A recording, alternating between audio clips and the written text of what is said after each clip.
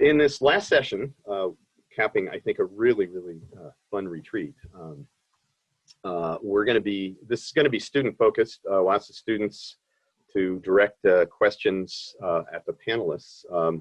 Now, I want to say we are going to be recording this, but we can delete the recording before we go public with it. So anybody who's involved, if you say, I'm really not comfortable with recording, Brandon and Derek, that goes for you guys as well, because I don't know if we got that from you.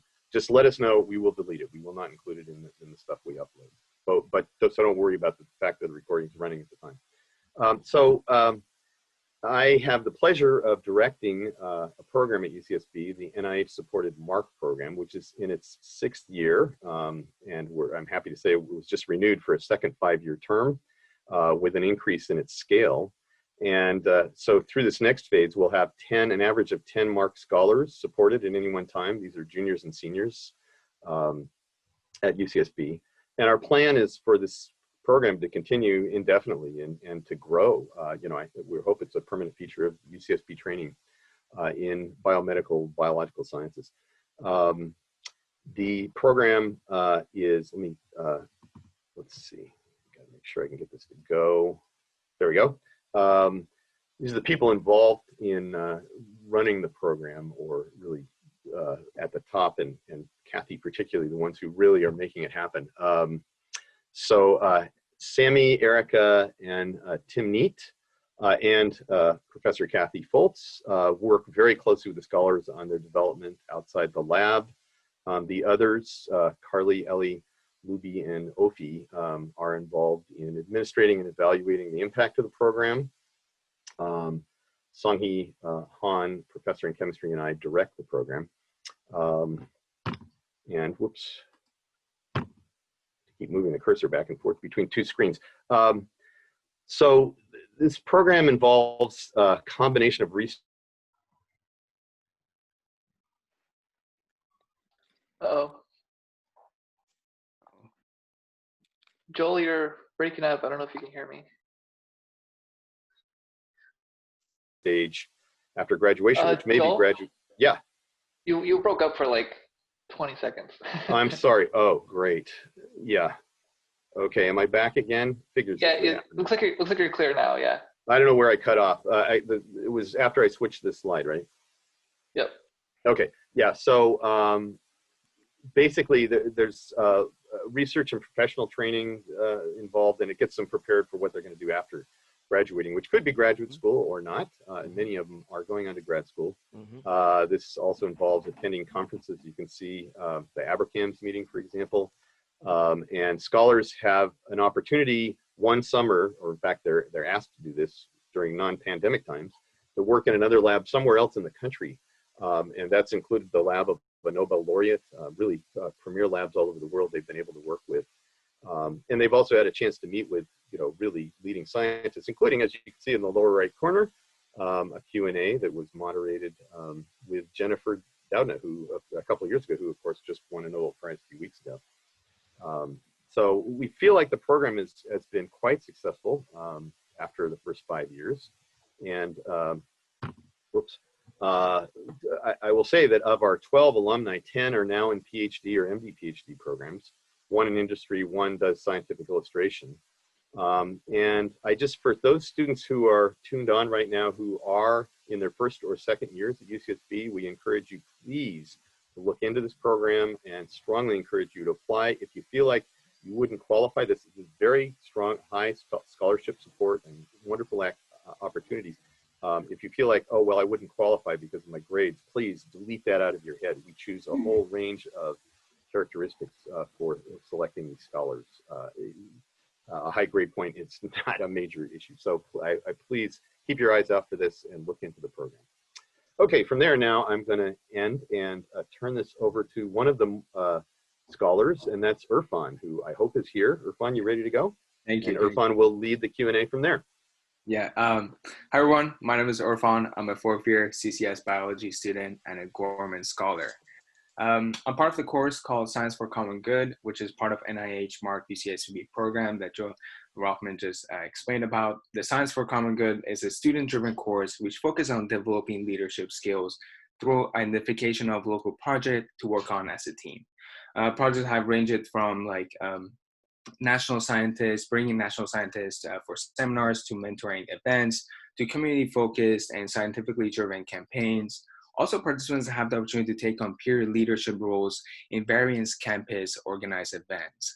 The class provides guidance in career planning, the opportunity to reflect on relevant issues that is impacting our scientific community just right now, and most importantly, practice good communication skills. We are really honored to be part of this event today, and which actually extends our recent focus on breaking down barriers in STEM. So before I hand off to my peers, I just want to remind you again that we're doing Q&A with our speakers today, so feel free to use the chat to ask any questions. We as a class also generated some common questions, so now I'll just pass the torch to my peers, let them briefly introduce themselves, and let's get to the meeting. Thank you. Hi, my name is Alana Stoll. I'm a Mark Scholar, and I'm a senior biology major in the College of Creative Studies. Hi everyone, my name is Diego. My pronouns are they, them, theirs. I am a fourth year CCS biology major, and I'm also a Mark Scholar.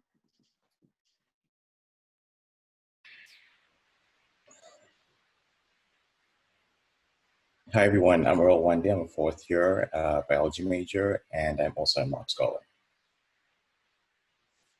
Hi everyone, I'm Adriana. I'm a fourth year CCS bio major and also a Mark Scholar. And today I have the pleasure of introducing one of our panelists today, Dr. Derek Applewhite. He moved from Colorado to the Midwest to pursue his undergraduate degree in biology at the University of Michigan, Ann Arbor. He then went on to pursue his PhD in cell and molecular biology at Northwestern University. He worked as a postdoctoral fellow at the University of North Carolina in Chapel Hill. Then in 2014, he took an assistant professor position at Reeve College, where he currently is, and was promoted to associate professor in 2018. His current research is on the regulation of the cytoskeleton using the Drosophila model system. He is strongly committed to addressing inequalities in academia and science.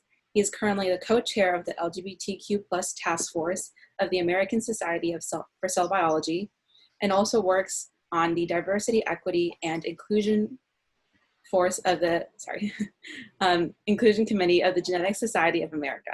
He continually advocates for BIPOC scientists, and we are all very honored to have you here with us today. Yeah, thank you very much for having me. All right. Thank you, Adriana. So I'm introducing Dr. Brandon Obunu, who is a computational biologist and an assistant professor in the Department of Ecology and Evolutionary Biology at Yale University. His research investigates modern questions in epidemiology, population genetics, and disease ecology. In addition, he runs a parallel research program at the intersection of science, society, and culture. In this capacity, he writes, gives public lectures, and creates media of various kinds. He is currently an ideas contributor at Wired and has written for a range of publications, including Scientific American, Undark, and the Boston Review, all on topics of the intersection of society and science. He has also performed for Story Collider and was recently featured in a June 2020 episode of WNYC's Radiolab. He has also served as the instructor in the Emmy Award-winning PBS web series, Finding Your Roots, The Seedlings. And with that said, we have a few questions that many students are interested in. To get us started, the audience is also welcome to put questions in the chat as well. And now I'll hand it over to Alana. So just to start off the Q&A, can you guys please just share a little bit about your journey through science up to this point, like what got you here? Sure, yeah. So I grew up in Colorado as I was introduced. And I was surrounded by nature. My parents lived on a little farm. So I grew up around chickens and horses and rabbits, and I was a 4-H kid. And I think ever since then, I've always been fascinated with life and nature and biology that I kind of got to see happen all around me. And for a long time, I thought maybe I want to go to vet school, but I had a really early on research experience at vet school in Colorado State, where I worked on a research project there. And that kind of really got the research bug in me. And I just continued on that sort of pathway. I also was a college athlete. I ran track at the University of Michigan. And so that's a really important part of my story, because I think what it made me do as an undergrad was be really, really disciplined, because I had to practice every day and I also had to study every day. And so I'm really a big proponent of college athletics. It's kind of ironic since I'm at a school that like has zero college athletics. But it really helped build some sort of character and just keep me really focused on trying to get my work done. And then I graduated, went on Northwestern, and I think I worked with Gary Borsey, who's an actin microtubule person. And during a rotation in his lab, I took a video phase contrast image of a cell migrating, and I was sold. I knew this is what I wanted to study. I still study today. I'm still fascinated with how cells move and how the cytoskeleton has a role in that. So that's kind of where that's kind of my path. I was a person that kept my head down. I had to keep my head down. I had to just focus on getting things done. But at some point when I kind of got older, I started to look around and seeing what's happening. And there are some dark days of being in grad school in particular, and feeling very isolated and alone. I wasn't out to anyone in my, well, at least my mentor in grad school. That contributed to a lot of my anxiety and depression, and also being the only, being one of very few Black people that I saw on a daily basis was really rough. So I think that those moments kind of really helped me shape how I view science and how I try to be as inclusive, but more than anything, just embody my own diversity and be very vocal about that, so that others can find and see someone that looks like them or is like them.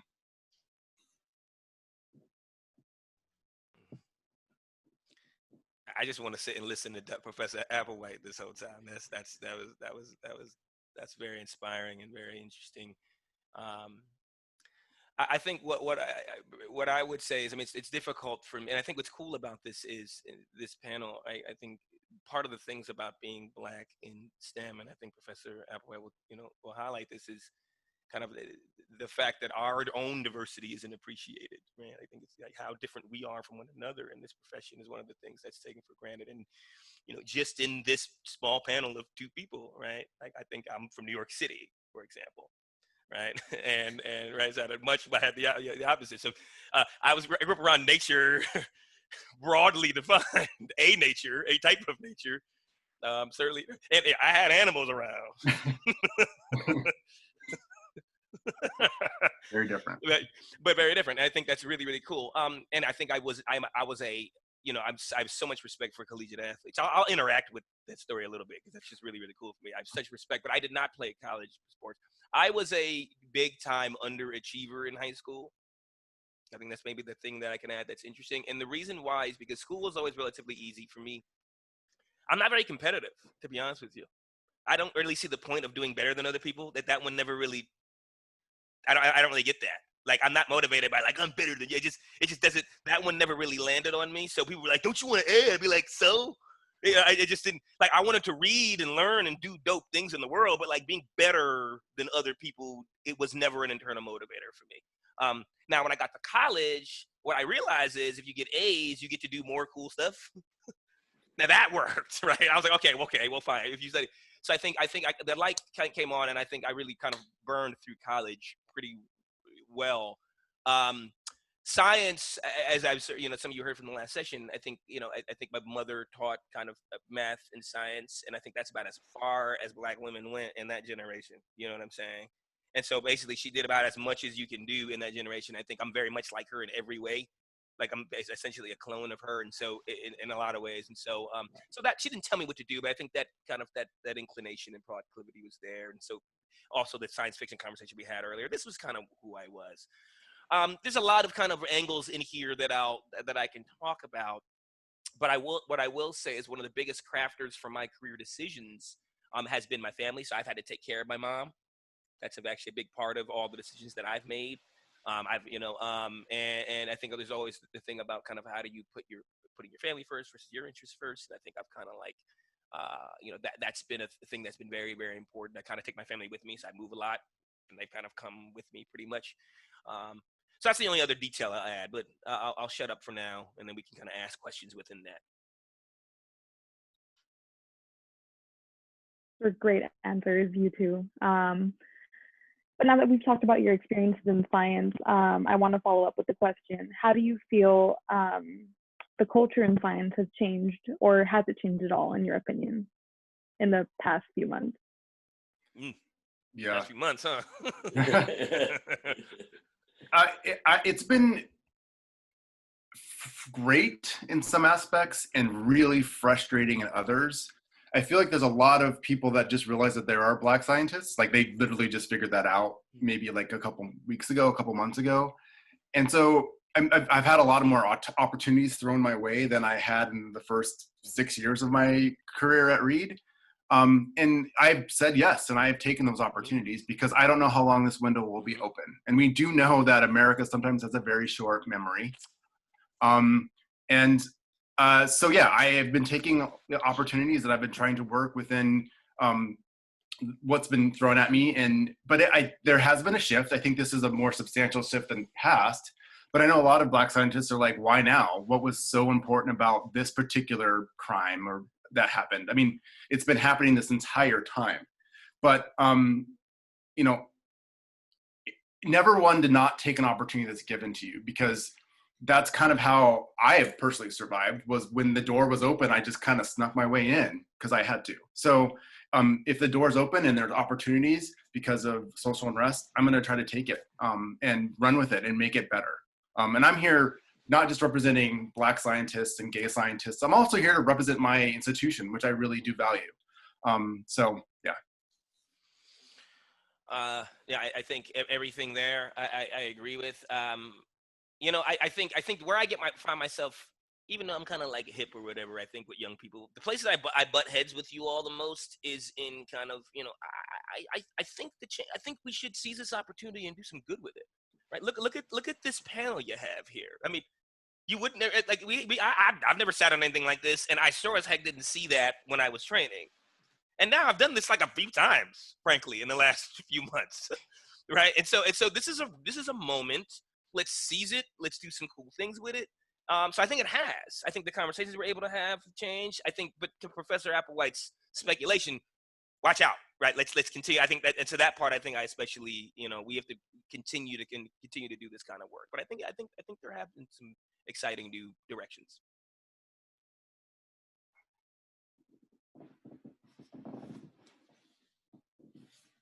Awesome, thank you. I just want to remind everyone that if you do have questions, please feel free to send them in the chat.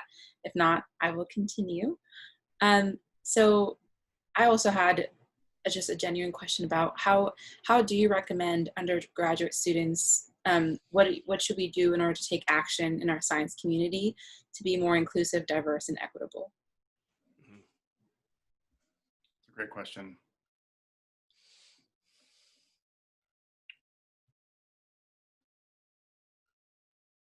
I think that I think young people in general have a lot more going for them than people of our generation, and that doesn't mean that you are already diverse and inclusive and equitable in your actions, because everybody has something to learn. I have a lot to learn still in being diverse, inclusive, and equitable. But I think recognizing privileges, recognizing those who don't have privileges, and learning and changing your behavior, embracing, something as simple as embracing pronouns, and using inclusive pronouns and using inclusive speech when you're around others to signal like what you're about, what you're thinking. But moreover, I mean, that's a hard question. How do you address the issues? I mean, the systematic racism has not gone away. It's still there. And I mean, there's a ton of ways. And then, yeah, I'm struggling to think of what one activity that an undergraduate can do other than protest, call out people when you see things, when you see something, say something, and ask your institutions to do better. And you have power in that. Ask your institutions to do better, and demand them that they do better. Agreed. couple quick things. It's making it very easy because he's giving all the right answers, so I can just go, yeah. A couple quick things. Number one, I mean, take care of yourself. Okay, right? Is a key thing here. So take care of yourself, and that include. I mean, and that really means your whole self. But it means, I mean, one of the most empowering things you can do. I mean, get motivated about the science. Like hopefully, looking at Professor Applewhite, and to me to a lesser degree, you can be like, well, okay, like this is doable. I can get in here and actually make a dent in things that I don't like in the world. So I think that's taking care of yourself, charting your own career. The other one I'll say is, and this is a little bit one maybe you haven't heard. One of the most surprising areas where we see racial bias in higher education, is I could do a quiz here, it's in student evaluations of teachers. Mm-hmm. Okay? Bet you didn't think that one was going to, right? Because what I've learned is, and it's especially by gender and also by race, but especially gender, but definitely by race. And I don't know if Professor Applewhite can elaborate on this, but part of that is because I don't think people in your generation you don't think you have a problem. You think because you're young and you know how to talk that progressive talk, that you don't have biases of your own. Or because you're a member of a group that you don't have problems of your own. So everybody has to sit and reflect. I'm a black man. I am a cis straight black man. There are privileges that go in with being that. I have experiences and privileges that Professor Applewhite doesn't have. I have to lead with that understanding in everything, and that goes for you as students. Right? So I think that's one that, when I say that, I haven't said this much, but when I say it, students are like, wait a minute, what? But it's true. So I'll shut up there, and we can elaborate on that if you want to, or Professor Applewhite if you wanted to. No, I mean, I think student evaluations. I'm on my institution's advancement and tenure committee, and student evaluations are. There has got to be a better system in place, and I think student evaluations are just not it. And not that we don't want feedback from students about how the class is going, because we do. I want to make my class better for you. Totally. But I think student evaluations are just ripe with issues, and I don't ignore them because it's my job to pay attention to them, but I do take them with a grain of salt. And that is in my job now is to evaluate my other colleagues that are undergoing review, and I again take them with a grain of salt. But I think it's powerful that you're in that seat, though. You know what I'm saying? No, very much. And, because usually it was not you, and so anyway. Absolutely true. That's absolutely true. And that's another way that I'm trying to better my own institution is like making sure that I'm holding their feet to the fire on that committee, and I'm in the room where that decision is being made, and I am making votes and saying things. Maybe I won't get voted on it next year, but I'm there now, and maybe I'll think twice next time they cast that vote. But I'm there now. Just that's another way I'm trying to influence and make my institution better. But I mean, I think you're right too. I mean, I also have blind spots and my own privilege, and I have to remember that as well. We all do. Just because I'm black and gay doesn't mean I know it all. So recognizing that and trying to better yourself when you can.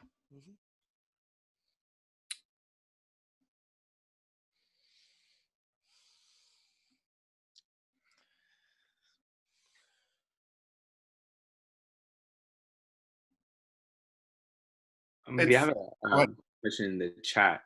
I see. Okay. So Catherine says, how do you think the changes that happened in STEM during the age of COVID-19 have shaped how you currently think and strategize about social justice work in STEM, especially since the fallout of the pandemic has disproportionately negatively affected Black, Indigenous, lower SES, LGBTQIA+, disabled, and other marginalized people?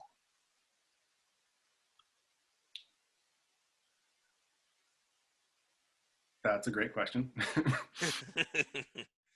I think we're still in the middle of this pandemic. It's actually, obviously, I think it's actually getting worse. It's going to get worse before it gets better. I'm kind of concerned. I think we were on a path of improving the environment in science, I'm afraid that this is going to take us, it is, I think it already has taken, we've all taken a hit. We've taken a lot of steps back, not just in productivity, but in inclusivity of who is able to do what. Because those are the margins are the first to be shut out when things get really, really hard. And I fear that that's what's happening now, is that people are getting shut out. That means the first thing is to recognize that that's happening, and then maybe think of ways to prevent that from that loss. And I don't know the answer to that right at the top of my head. But recognize that the people on the margins are going to be the ones that are shut out, and that we have to think about how do we keep them in the fold and in the conversation as we move forward. And I don't know that I know the answer to that right now. It's a great question, and I mean, again, I really appreciate that answer. And I can just, like I've been doing, just kind of adding little things to that I think about kind of very specifically. So I really am big on, one of the things about the quarantine era and the COVID-19 era is, it's been hard to be away from people. It's been hard. It's just been really, really tough. And so you try to control the things that you can control, and then you strategize about the political organizing stuff. There's a lot of stuff out there for that. And I think there are people who are better equipped to go do the political organizing. What I've tried to do in my group, for example, like me and Professor Applewhite have control over our group, and Mark, Joel has control over, or whatever, if you want to call it that, over this program. I really emphasizing taking care of each other. And I mean, I had a self-care symposium in my lab. Everybody had to give a talk. And you had to make slides and everything. I was like, no, I want to talk. No, make this like a real talk. Tell me the things you're gonna do to take care of yourself. And I did it like a real talk. I was like, go back 2 slides, explain that. I mean, I was joking, but I made sure we had real plan. Be thoughtful about the ways that we can support each other, I guess is what I'm saying, in these dark times. Because before we can help anybody else, we have to help ourselves. And I think when we talk about has disproportionately negatively affected, the disease has, but also the economic stuff and the depression stuff, we're affected in multiple ways. So we have to kind of think about ways we can come together, support each other, and keep ourselves afloat before we can help anybody else. Yeah, well said.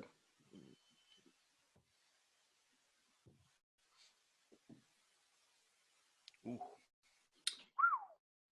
Yeah, that's a question. So I'll just read the question real quick so we can all be on the same page. But in the chat, Annalise says, what do you think the balance should be in teaching introductory courses and talking about the science and talking about the racist, sexist history of the science?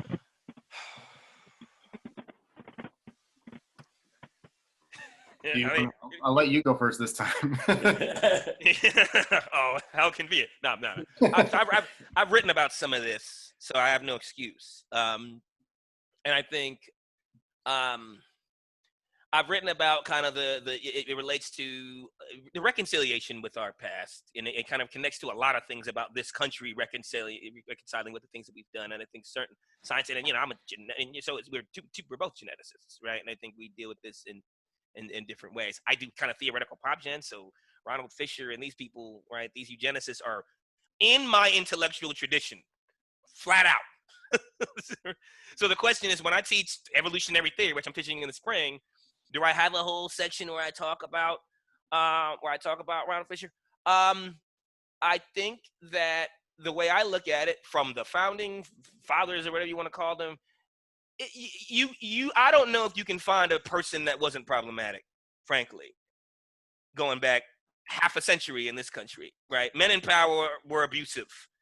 Okay, now that does not, right, exonerate them of it, and that does not mean that we shouldn't address it, but we have to start expecting it, and we can deal with it relatively swift. We can deal with it in a way. I think there are ways for me to deal with the fact that Ronald Fisher was a eugenicist and teach Ronald Fisher. Those things are perfectly compatible, because the foundations of all of these things, from the Constitution that we all pay under to the English that we speak, most of us at least, I don't know, I don't want to assume, you know what I'm saying? All of these things have racist underpinnings. And so we deal with them squarely, right? And then I can teach my pop gen. So I think, so when you say, you talk about balance, I have a responsibility to teach you how to be the best population geneticist in the country. I have an obligation to do that. That's what I get a check for. That's why I have good wine in my cupboard right now, in my cellar, for doing that. I want to continue to empower you to do that. I apply Ronald Fisher's stuff in my work in a way that is deep and I think is deep and subversive. So I have to teach you that. So there's a way for me to do it directly and swiftly and no dancing around and then moving around. So that's not a great answer to that question, but that's a relatively quick answer to that question because that's a big question. So Professor Applewhite, I'll go to you. I appreciate that. I mean, I think it's nuance is really the thing we're talking about here is, yeah, good people sometimes, bad people sometimes do good things. And I'm not wanting to write everyone off who's done something horrible, because then we'd no one to talk about in the past. But I also try to counter that narrative with bringing up people that I do know now that are people of color and highlighting their research. And I take a moment every week to highlight a different scientist of color and talk about their contributions to the field, about what we're talking about. I do this every week. And yeah, you're going to see a parade of probably old white men when I'm talking about certain things. So let's just start off with this. Look, there are other people that exist that are doing things that have contributed to this culture, to science. And I want you to know them. Maybe you won't remember their name, but you know that I brought it up, and maybe you will come across when you Google search. But I do want to counter that narrative, and I try to point out whenever I can that there are other people that did this, and this is what they look like. So I think it's important to do this. I think we have left this a lot to the humanities to do this type of work in the past, and I can see my colleagues in humanities struggling with this. And it's not just for them to do, it's for all of us to do. It's all of us to work and to change who gets highlighted for what. But I mean, just think about the Nobel Prize. I think it still has not been a Black person to win the Nobel Prize. It's 2020 and that has not happened. And you mean to tell me that no Black person has contributed something that was, profound enough to win what we think is the highest prize in science? I just don't believe that. The stories are told by people who, by who's in power. And science is not immune to society, because science is of society and we are a racist society. So I think doing your best to counter that narrative and bringing in diverse voices to your classroom that's what I do whenever I can. Someone asked me, how do I, please also call me Derek. No one calls me Dr. Applewhite. I'm at a very casual school, and it's a little weird, to be honest with you at this point. Someone asked me, how do I find ways to normalize LGBTQIA people in my scientific career? I have to say that is something that I have become more and more vocal about. But as I said before, when I was in grad school, I wasn't out to my mentor at the time. I think that there were some other grad students that knew I was gay, but I wasn't out. And it's harder. I think, science, particularly cell biology, has been an old white straight man thing. And just trying to relate, I was already visually different. And then to have this other aspect was difficult. And so it was harder for me to be more vocal about that. But I also realized how painful that was to operate like that. And so I definitely changed courses when I started my postdoc. But I mean, it was a postdoc when I was like, I'm starting this position. Everyone fully knows that I'm gay. And that's how we're going to start day one. And so I think I've been more slow about that.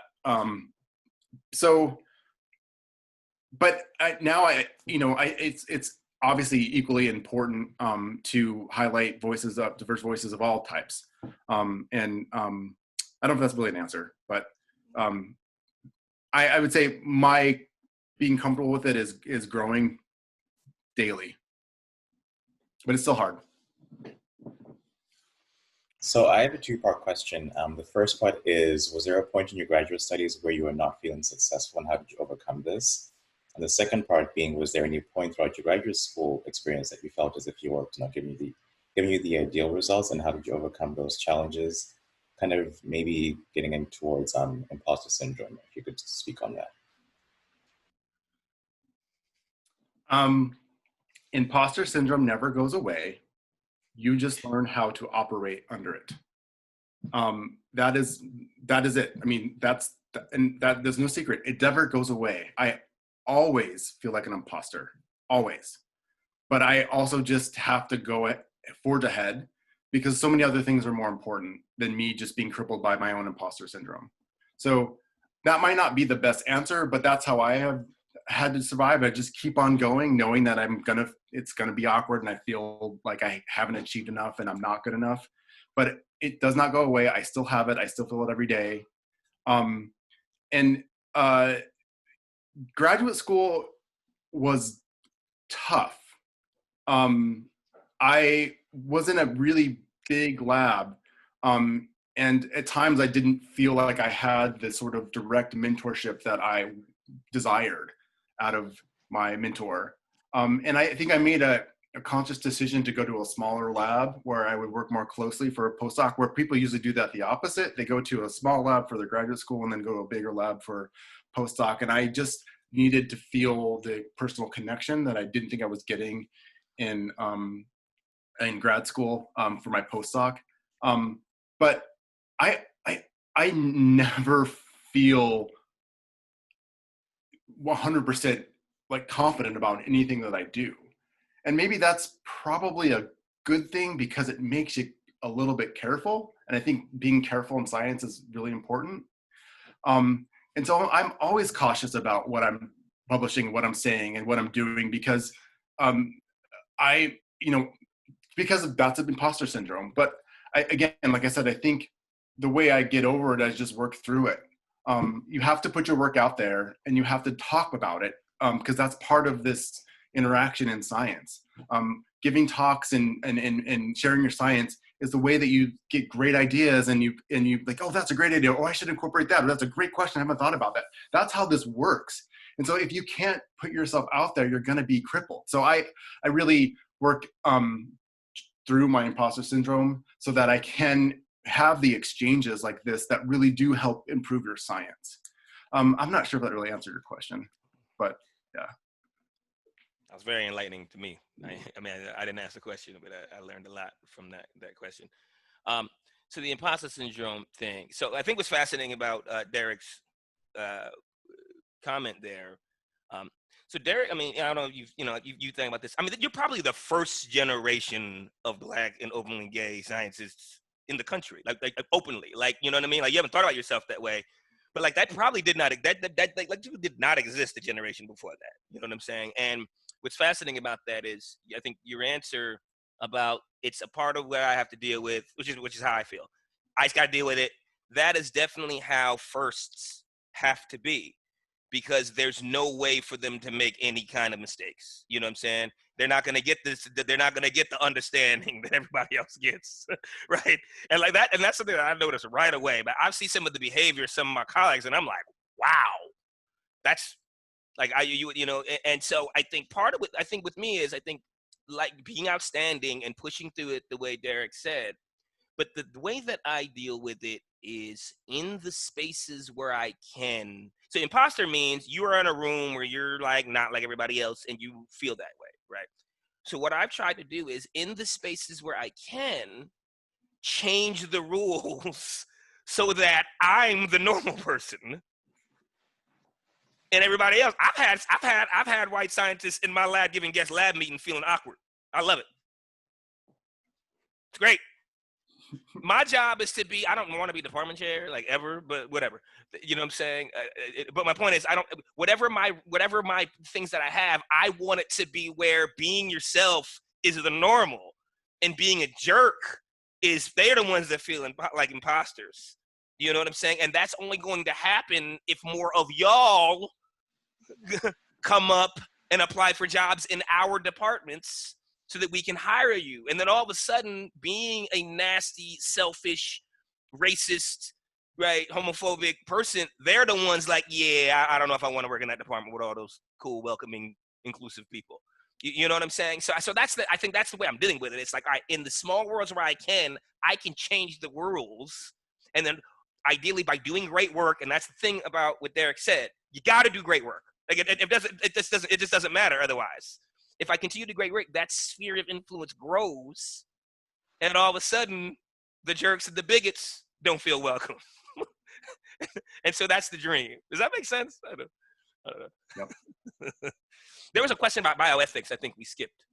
Yeah, it's in the chat. So basically, Catherine asked a question. A lot of graduate and undergraduate programs do not require bioethics coursework, while if not all STEM disciplines where we probably deal with the biggest ethical minefield. So they asked, how effective do you believe establishing a standard within the field of integration of bioethics into curriculum would be for advancing social justice in biology? It's tough.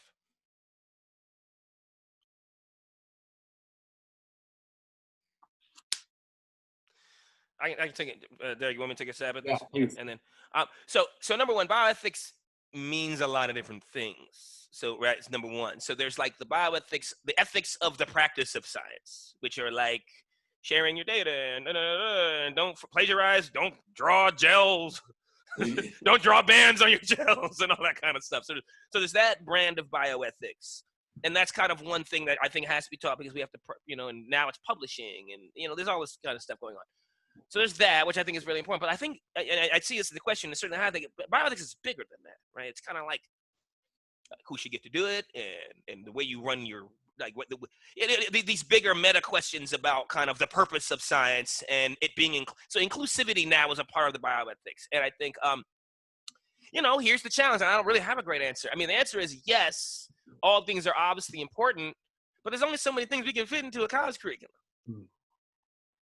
I mean, if I had it my way, y'all would be in college 6 years and take a whole year of bioethics and take a year of political science, right, and history and stuff like that, and learn about these things, and then you get into your curriculum. I mean, people are like, yeah, all right, you ain't gonna be dean of my school, but I'm just saying, I'm just saying, there's a lot of things I would love for you to learn.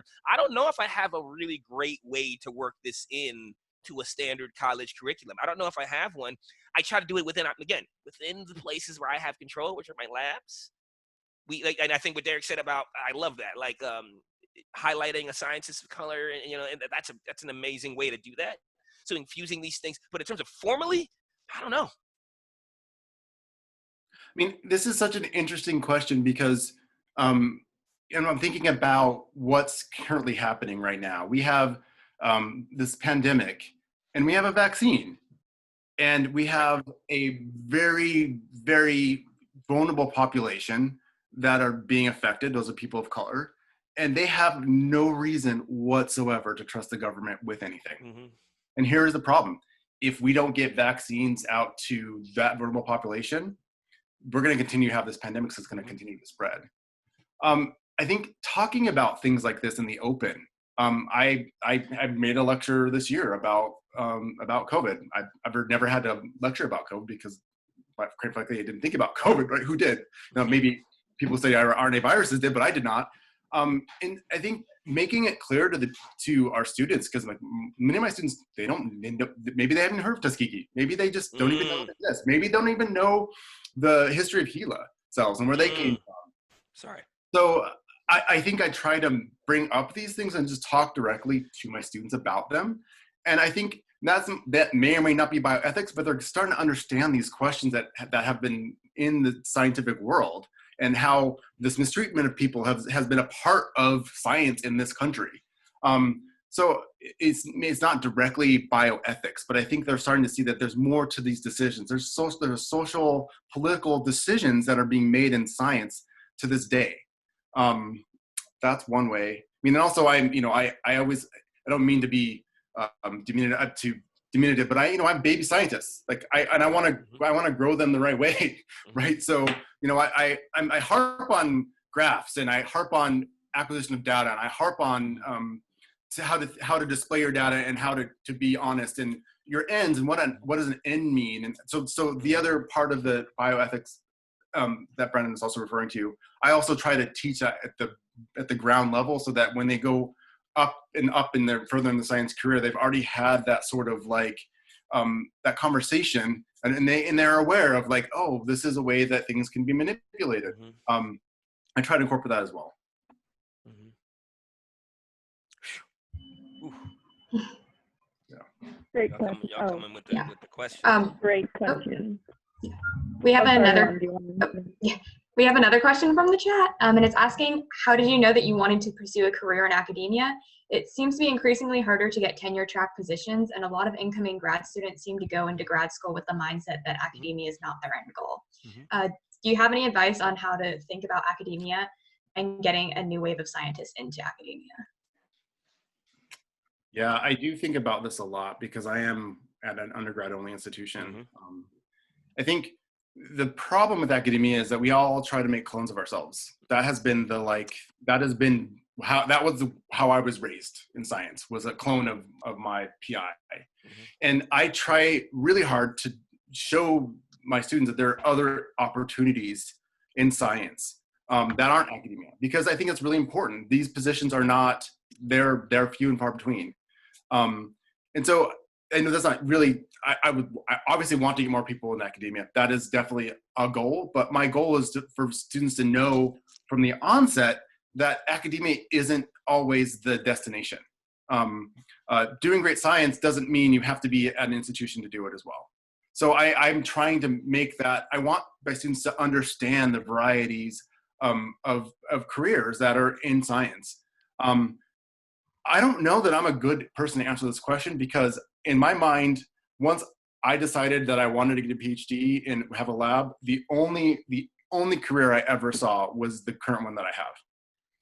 And so I'm lucky because I got it, but I have to say that made for very, very dark days, because this was never guaranteed to me. Never guaranteed to me. There were so many dark days where I felt like if I did not get a tenure track job, I don't know what I'm going to do with my life. And so that's not a way to think, right? That at all. There were so many options to me, but I also was not aware of them. And so I think this being where I am, I think letting students know, like, you can be a successful scientist and not be a professor is super important, because it did contribute to my own mental health and my own sense of achievement and my own pride, really. And that's silly, because this is just a job.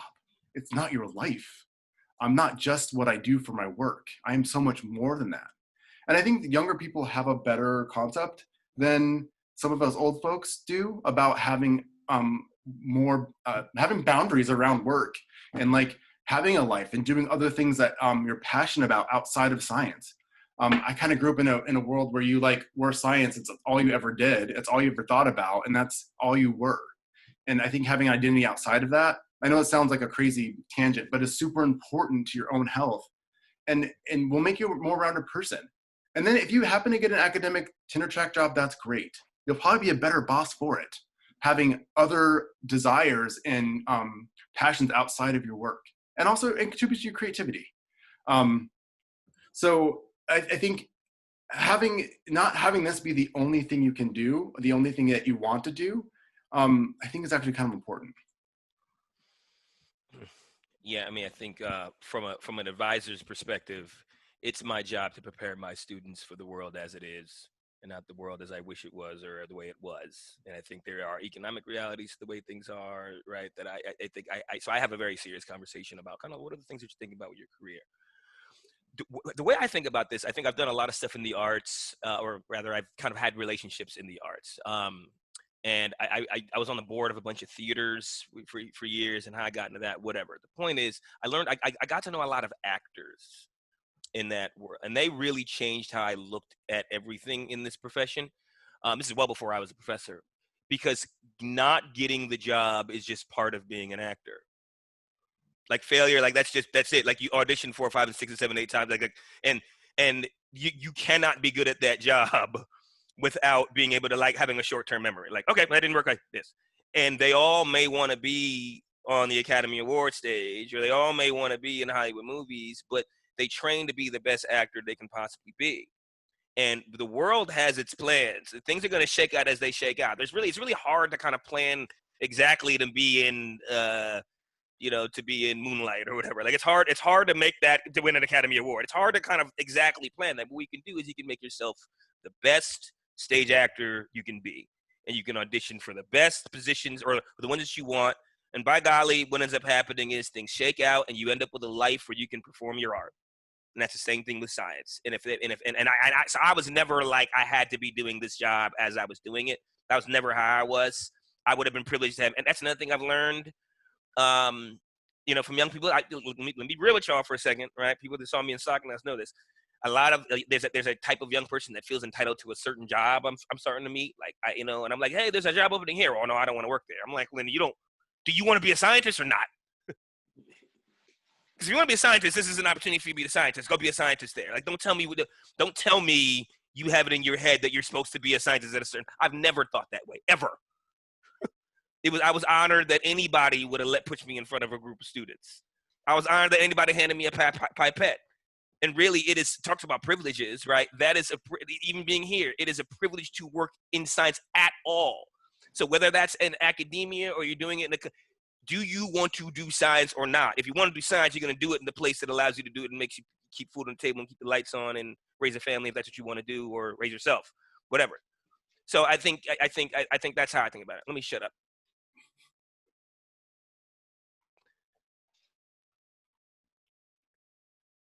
Okay, in the chat, we have a question from Caroline.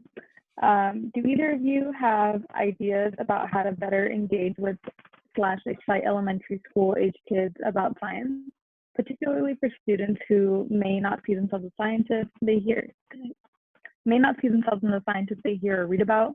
Are there things we can do as professionals working at universities or other settings to try and encourage curiosity and make science more inclusive for that age group? It's great. That's a great question. Go ahead. Okay. I mean, you got something? Go for it. So I've done. I mean, somebody, in the introduction, I've done some of this stuff. So I did work with middle school students. I kind of used genetics to kind of in genealogy to get them thinking about kind of themselves and who they are as people. Yeah, I mean, I think one of the cool things so we talked about what has changed. It's a great question we got about what has changed in the last 3 months. And what I have a couple thoughts that are a little bit, one is, one of the cool things that came out of that was all this stuff about Black Birders Week and Black and molecular cell development and Black and right. And I think that was really, really cool because it kind of gave these people, right, this type of kind of attention and stage. And I think that mattered. I mean, I'm cynical of that, to be honest. Like I'm a cranky old man. So when I saw that, I was like, all right, well, whatever, But like when I saw the responses to it, I was like, oh wow, this is really, really meaningful to people, right? To be able to see in the social media world that there are other people that are doing that kind of stuff. So my point is, I mean, I think just kind of exacerbating or building upon or animating that into real programming, I think is going to be really, really good for young people. And that's not particularly hard.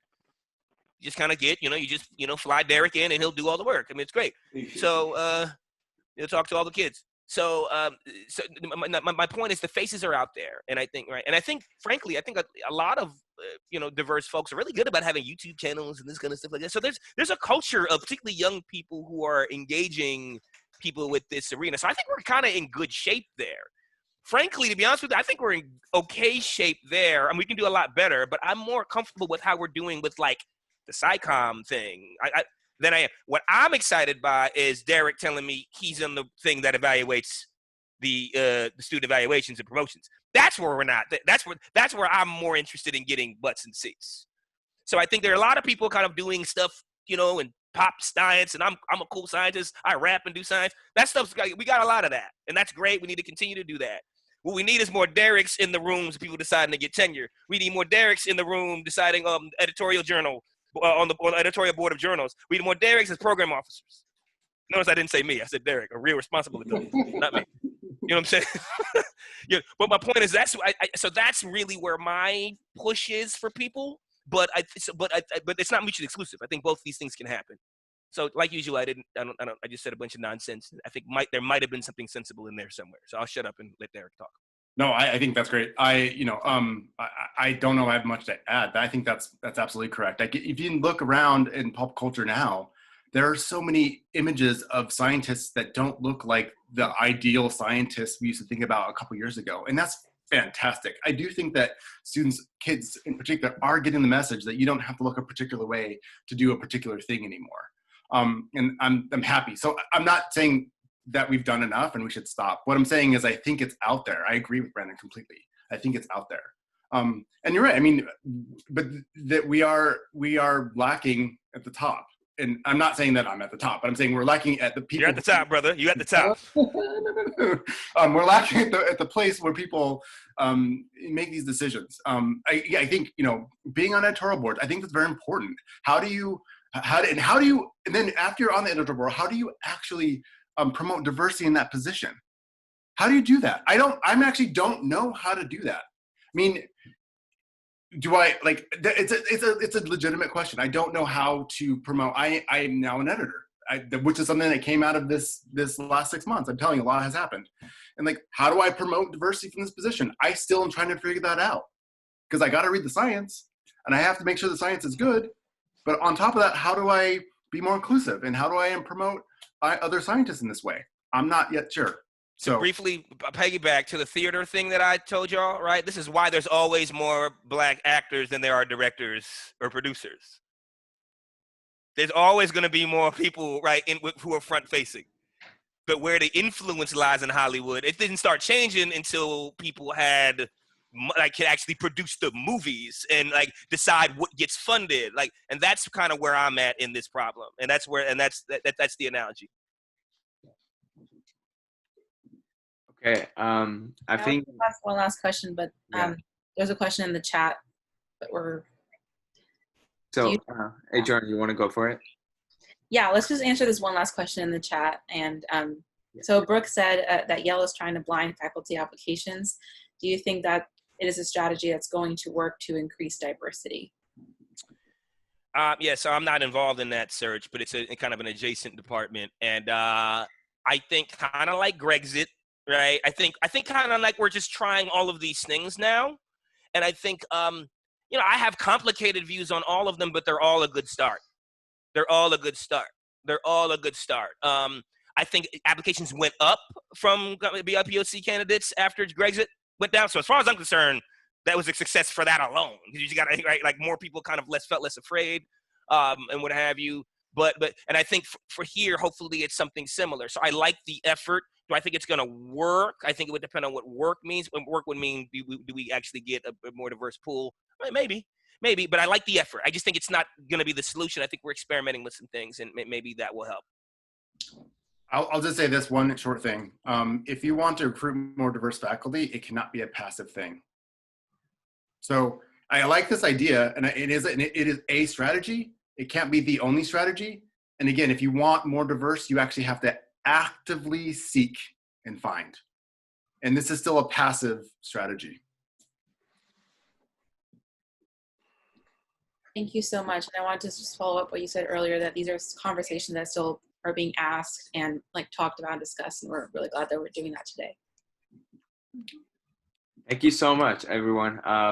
That will wrap up the Q&A, but we are going to take a quick picture of all the audience. So I kind of encourage you to turn on your cameras for this picture. It's going to be super awesome.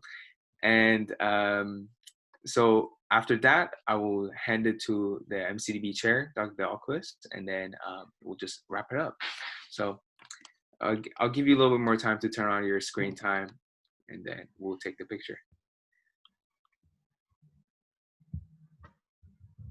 Says you want to let us know when. Yeah. So we've lost some people. People finishing their video games. Turn on the video games. Turn on the camera. I know how it is.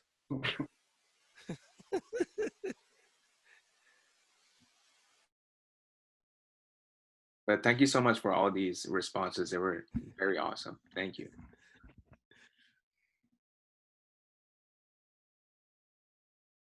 Yeah.